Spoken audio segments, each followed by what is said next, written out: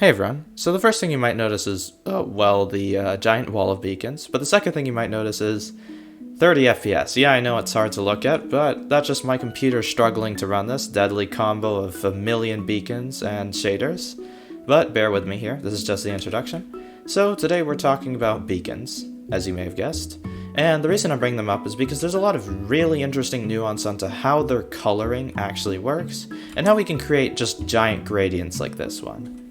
This 1,000 block long beacon wall also kind of serves to commemorate the 1,000 subscriber milestone, but I'll kind of talk about that at the end of the video. On to the actual content. So before we get into the science behind this, let's talk about some details. It's 1,024 blocks long, and the reason it is that long is because it's divisible by 16, and we have 16 colors because that's how much Mojang has given us. I chose this order off like some random image online, and I just thought it looked nice and blended well, so that's the order we're going with. Now on to actual color blending and beacon color theory. First things first, I turn off my shaders for this section because it makes it easier to tell the difference between the two beams. This is without shaders, this is with them on, they're practically indistinguishable. So, first thing you should notice about these beacon beams is that despite having the same amount of color in the left and right strips, they're different colors. So why? And this is the most important fact about beacon color theory. Placement matters. This black stained glass has more power than this one does in influencing the beacon beam simply because it is higher. The higher you place glass in your beacon beam, the more impact it has towards the final outcome of the beacon that is shown into the sky. And from my understanding, it goes by orders of 2.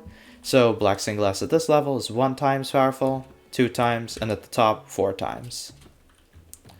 So here's a kind of little gradient from left to right. We can see we're getting lighter, then darker.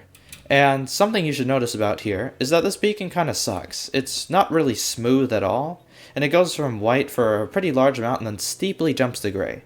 And the reason this is happening is because there's a lot of missing intermediary colors. Put a black glass here. This is a color we could have used in our transition. So is this.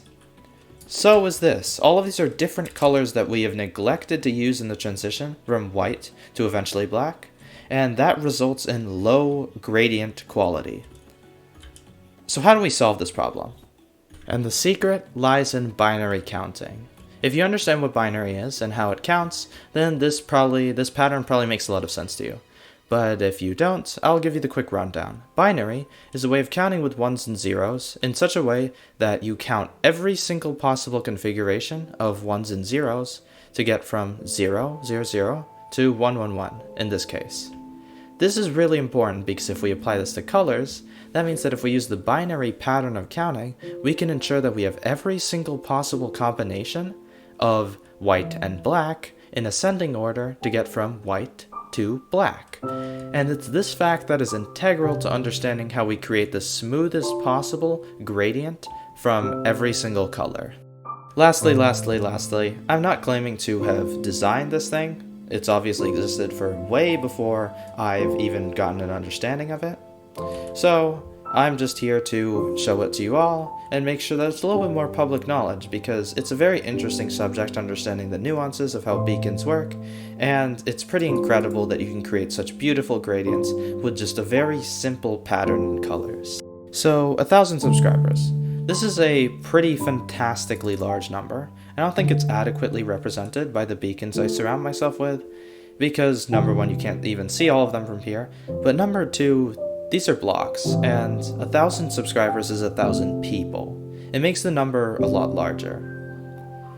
I was also supposed to do a 250th, and 500th, and 750th, to bridge the gap between 150 and now, but I kind of ran out of time, so consider this to be the combining of all of those things.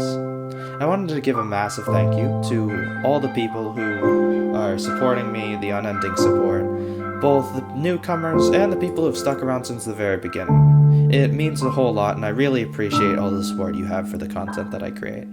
If you're new here, make sure to like and subscribe, and check out my other videos to see more content like this. And I'll see you next time.